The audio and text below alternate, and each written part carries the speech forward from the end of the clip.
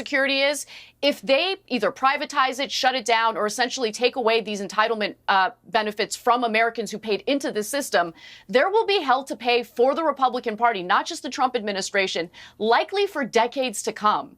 They're really playing with fire on that issue. We'll see what happens. But the final thing I'll say is I condemn anyone who engages in any violence, including... Kasparian from the Young Turks goes on Piers Morgan Uncensored and absolutely loses it, ranting, raving, and fear-mongering about Republicans cutting welfare benefits. She claims the GOP is out to destroy Social Security and Medicare. But here's the problem. There's no evidence. None. Burning, firebombing Teslas, attacking people simply because they drive Teslas. People who do that are absolute scum, and they're counterproductive to the peaceful protesters who have been, protesting outside of Tesla dealerships or whatever. They have every right to do that. And those people are not the same as the scummy individuals who are causing real violent acts and damage to, these dealerships. Okay, before I come to you, Brian, Benny, on Elon Musk, he's doing this for nothing. He doesn't need to do it. He clearly enjoys it. He's sort of reveling in it to a degree. But purely from a optics point of view, if you were him, are you going to keep at this or are you going to walk? Well, I don't know Elon Musk, but you are pretty clear in what you can see is his thinking, because he says it every single day on X. He sort of lays out why he's doing this. He sees this as saving the American economy, which of course he is intricately connected to, and companies would not exist without. And so he views the righting of the ship and the solving of waste, fraud, and abuse as saving the future of American economy. You cannot run a household $37 trillion in debt. You cannot run a business $37 trillion in debt. You could not run your own pocketbook if you were going down to the 7-Eleven to get a Zyn. You wouldn't be able to buy that if you were $37 trillion in debt. None of it works if you don't solve the fraud, waste, and abuse. And so that's what Elon Musk is doing. And I think it makes a ton of business sense, actually. But when Anna talks about her concern about what happens to... Wait, I thought Elon Musk was a hero of the left. Oh, that's right, he was until he bought Twitter, renamed it X, and started defending free speech. Now Teslas are getting torched and Elon's suddenly the villain. Typical leftist loyalty. You're useful until you start thinking for yourself. The truth is, Elon's doing what the government should have been doing all along. Cleaning up the books, demanding accountability, and standing up for open dialogue. Same with Trump. Are they perfect? No. But they both understand one thing. You can't run a country like it's a welfare ATM with $37 trillion in debt. And what do the left want? More spending. That's not just reckless, it's insanity. Try walking into a bank, $37 trillion in the hole, and asking for a loan to buy a new Tesla. They laugh you out of the building. But when the government does it, they call it an investment. I call it what it really is, generational theft. The Republicans, if they come after Social Security, which is hugely popular, as you said, with Republicans, are you concerned about that? Well, as far as I know, the only people who've been taken off of Social Security are the 300-year-olds who've been getting Social Security since the 1700s. Okay. Brian? No, Benny. They fired 7,000 people. So now people are unable to get in contact with anyone at the Social Security Administration if they haven't received the Social Security check that they're entitled to. We're talking about our nation's elderly, okay? It is so important that we protect these people. And again, they paid into the system and now they're being screwed over. It's just wrong. There is a theme. And it's there is a theme, Brian, I would say, developing here about this administration. It's very fast, it's very furious, it's very big thinking, it's very bold. But if you look at all these things, whether it's Doge, whether it's the border and people slipping through the net, there are people slipping through the net all over the place, perhaps because of the speed that they're moving. Did what happened with the signal thing, was that because they're all just moving too fast and trying to be and not really giving enough time to really think things through? That would be my observation. If I was talking to Trump now, I'd be saying, maybe just slow the horses down a little bit to make sure that as you roll out these very, very big things, you're not letting Americans who don't deserve it slip through the net, either being deported wrongly, losing Social Security wrongly, being fired wrongly, etc.? Well, look, I would say the easy analysis of this is to say that they're incompetent. And I do think that they're incompetent to a degree. But I also think that in large part, this is what they want to do. Elon Musk isn't incompetent, is he? I mean, let's be clear. He's one of the most brilliant minds in America. Which brings me to my second point, is in large part, this is what they want to do. I mean, they'll trot out their talking points, and Benny brought out one of these things that, they're looking to just get the debt under control. They're adding money to the deficit, which is going to explode the debt even further. And so like this notion that we're just getting our spending under control, they needed to try to cut a little bit so that they can, including Medicaid and food stamps, $880 billion in energy and commerce, which will cut Medicaid, $230 billion in the Agriculture Committee, which will cut food stamps, to try and offset just a fraction of what they're going to add by virtue of $4.5 trillion. Medicaid, food stamps, and so-called 4.5 trillion tax cut for billionaires. Classic liberal move. Smear any tax relief as some evil handout to the rich. Never mind that under Trump, the middle class saw the biggest wage growth in decades, record low unemployment, and real tax relief. But nah, let's cry about Elon Musk's lunch money instead. And these Democrats love to claim they have people, they help people. You mean like locking them in their homes, inflating the dollar, and wiping out small businesses in 2020? Yeah, great job.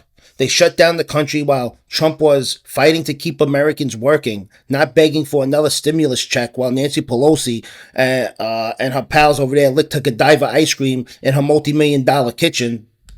And let's not forget alphabet agencies, corrupt to the core. The DOJ, FBI, CIA, covering for Hunter Biden, lying under oath and weaponizing the system against political enemies. That's not justice, that's tyranny. Thank God someone had the guts to clean house. Trump wasn't perfect, but at least he wasn't part of the swamp. He went in with a shovel. For a tax cut that's overwhelmingly going to favor millionaires and billionaires. So we can say that they're incompetent for some of the egregious things that they're doing, but in large part, they're doing exactly what they want to do. They're not focused on the debt. They're not focused on trying to help people or make sure that they have adequate health care or grow, add jobs or whatever it is. They are doing what they need to do for the people that they're looking to help. And that is overwhelmingly people who are exactly like Elon Musk. And by the way, Piers, I would take issue with how you framed Elon, because he's not doing this as some benevolent, patriotic figure. Well, he's not being He was paid. He was under investigation by nearly every single agency that he and Donald Trump have gutted, whether through gutting the agency itself or firing the inspectors general. Department of Labor, NLRB, USAID, CFPB, EPA. And so Sure. this isn't some indication of like benevolence by this patriotic Yeah, but figure. hang on. He's deriving being investigated or even sued. That's perfectly reasonable, normal business practice. It's whether those investigations or lawsuits lead to anything being actively overturned or then being punished for it. Trump is already on the record as saying, look, I will accept the ruling of judges on these things if we get challenged, but I'm not going to be blasted off my mission statement I made as a candidate. Many people would say, and I think there's merit to this, Trump is doing exactly what he said he'd do. And you might quibble whether they're going to reduce the debt or not. You can't tell after 10 weeks whether an administration can reduce the debt. You can after 2 years, and if they haven't reduced the debt after 2 years, then they're going to get a shellacking in the midterms and probably get a shellacking in the next general election. But I do think trying to assess whether what they're doing at the moment can reduce the debt is a bit preposterous after only, 10 weeks? Well, it's not preposterous if you have the CBO score that shows exactly how much is going to be added to the debt. And so again, if you're passing it, I mean, it's just math, right? If you're cutting programs that don't amount to as much as you're adding by virtue of these tax cuts, then you are going to add to the deficit, and that's going to balloon the debt, which is to say nothing, by the way, of the amount of federal revenues that are shrinking by virtue of the fact that the economy is doing poorly right now. Well, it is, except I would say, Benny, if I'm Donald Trump, that his own approval rating has never been higher as a president. No. I mean, it's never been higher. So the Democrat Party's approval rating has never been lower. The Democrats are at record lows, right? So Americans do not want to hear a word from the Democrats. They're done with them. They're done with the woke stuff. And they're actually pretty broadly supportive of Trump, which is, I mean, if you're Trump, you're probably saying, I hear all the squealing. I don't care. I've got a mandate. I won everything in the election, and I'm going to deliver exactly what I said I'd do. So let's get this straight. Elon Musk is a supervillain now. Why? Because he cut waste, saved billions, and stood up for free speech, all while running widely successful businesses. The only crime Elon's guilty of is refusing to bend the knee to the leftist cult. He's already saved the country, the taxpayers, $130 billion, and they're aiming for $1 trillion. Let that sink in. That's about $1,000 in savings per American household. Anyone with common sense would call that a win. But not the left. No. They treat savings like it's a loss, because in their world, the government is hoarding your money is a virtue.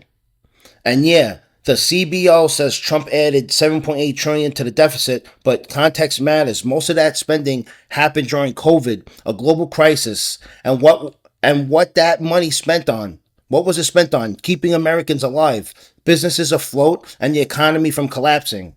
Meanwhile, Biden added even more to the debt during peacetime. No crisis, no excuse, just reckless spending. But no one in the media bats an eye. It'll take him a bit of time, but I'm a little bit more patient about this. I think I do see methods of the madness. I do see the border being sorted.